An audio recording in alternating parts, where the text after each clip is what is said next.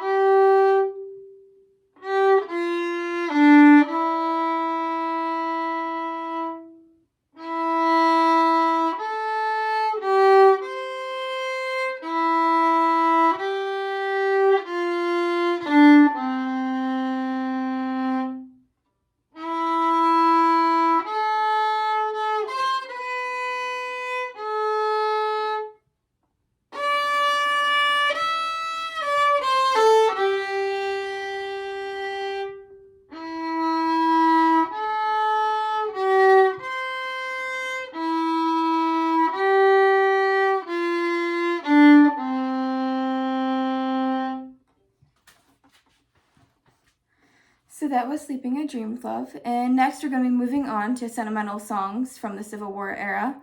So sentimental songs were also quite popular at the time, and they focused on several general themes, such as the final words of dying soldiers, them being separated from their families, in particular from their mothers and their relationships with them.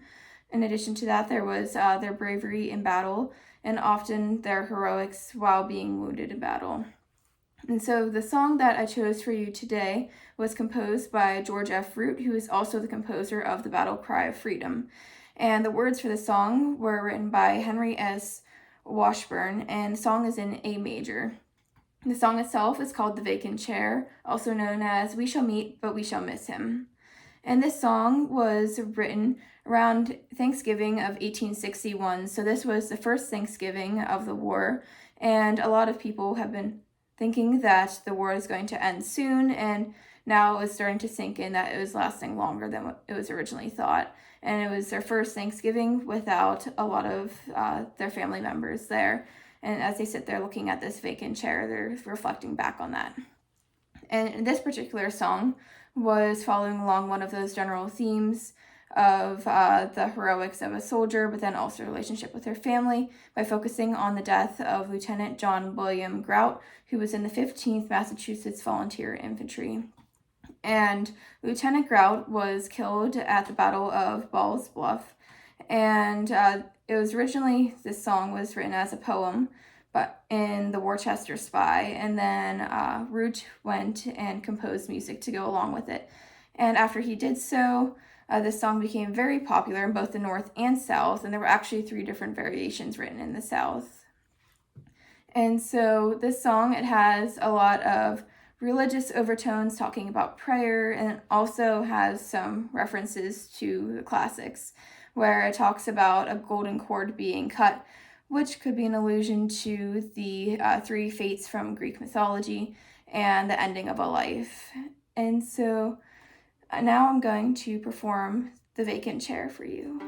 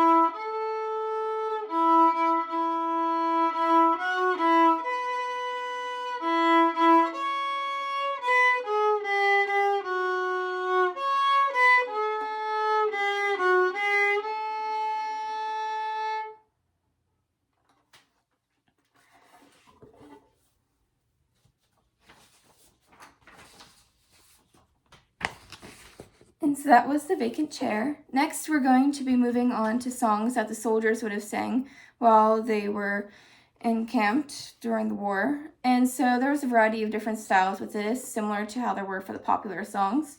So there were ballads, there were folk songs, and other ones along similar lines. And so these songs that the soldiers would have sang in camp, a lot of them were songs that people would have sang back on the home front, such as the patriotic tunes that are rather still well known today. But there were some particular songs that were unique to the soldiers, and they were mainly about their camp life. And so a lot of them were about their longing for different items that they were used to having that now they didn't have while they were on the march, and their different struggles while in the military. And so basically these songs weren't exactly the ones that were like the major rallying cries that were still being sung back at home. And military bands were a large part of the army. So according to Christian McWhirter, there were tens of thousands of bandsmen within the Union Army, while the Confederate Army, whose supply probably was affected by production and importation problems, probably had over 100 bands, and there were probably about 2,000 designated musicians. And so in addition to these actual military bands, which were funded by band funds, which was a tax that was made by the regiments to help donate to the upkeep of the instruments of these soldiers. There were also soldiers who just happened to have instruments that they carried along with them, and they would perform while sitting around fires and being at camp whenever they weren't actively engaged and going into battle. And so the song that I chose for you today, that was one of the soldier songs, is Farewell to Grog. This song has an interesting backstory. Its words were written by Caspar Schenck from the U.S. Navy, and the song is written in G major. And this song is a parody of the English folk song Landlord Phil, the Flowing Bowl. And so the chorus of both songs is the same, but then Schenck changed the different verses. And so a lot of times the soldiers, whenever they were in the camps, they would use mainly their voice or stringed instruments such as the fiddle here, or the drums and fife, and a lot of brass instruments while they were playing. So different from the popular music, there was a whole lot less use of larger instruments such as the piano, although voice was also used in popular music, especially in the lower classes. And so Farewell to Grog, its backstory starts with Congress, and they passed the law that on September 1st, 1862, they would be ending the grog ration to the United States Navy.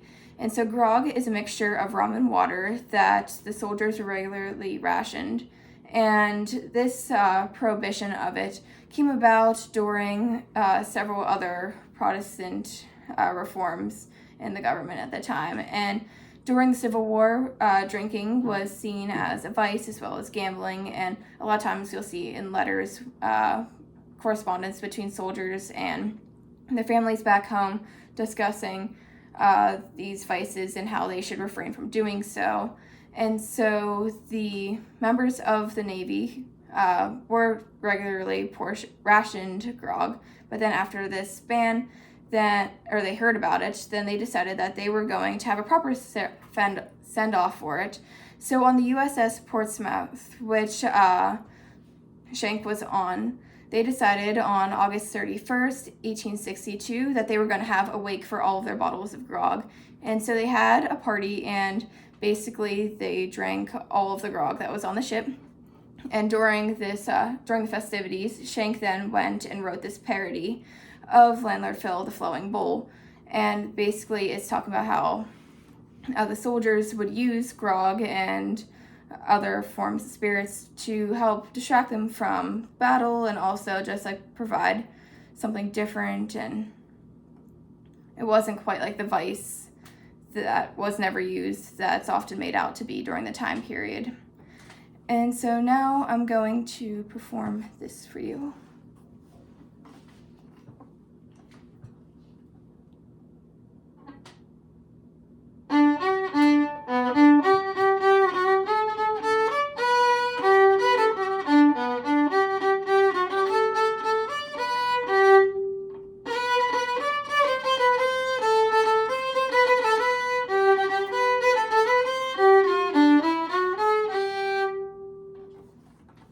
And so that last part that you heard of the song was the chorus, which is the same as the Old English folk song.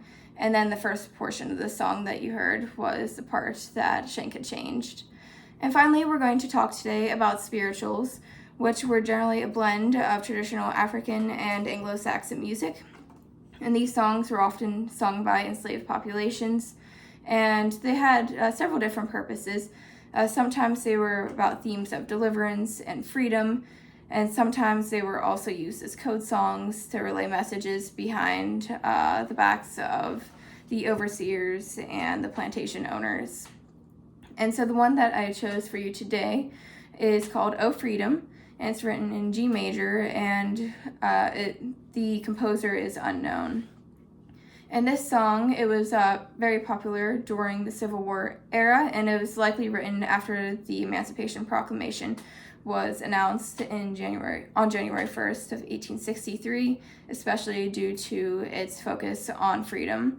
And not only was it very popular during the Civil War, but then it was also popular later during the Civil Rights Movement. It was performed by Mrs. Fannie Lou Hamer during the Civil Rights Movement, and she would always conclude her speeches with a song. This was one of those songs that she would often use. And in addition to that, it was performed by Odetta during her Freedom Trilogy. And this song is known as the greatest of all spirituals by Alan Lomax, and it was also around 30 years or so after the Civil War used as a cradle song by African Americans.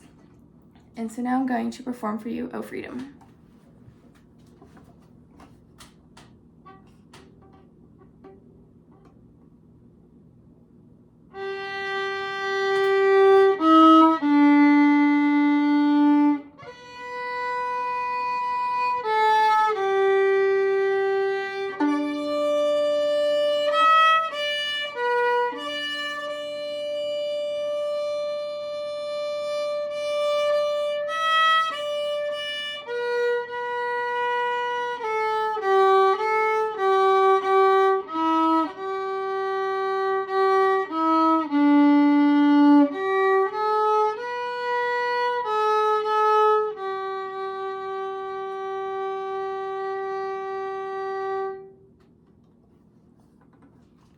So that was Oh Freedom.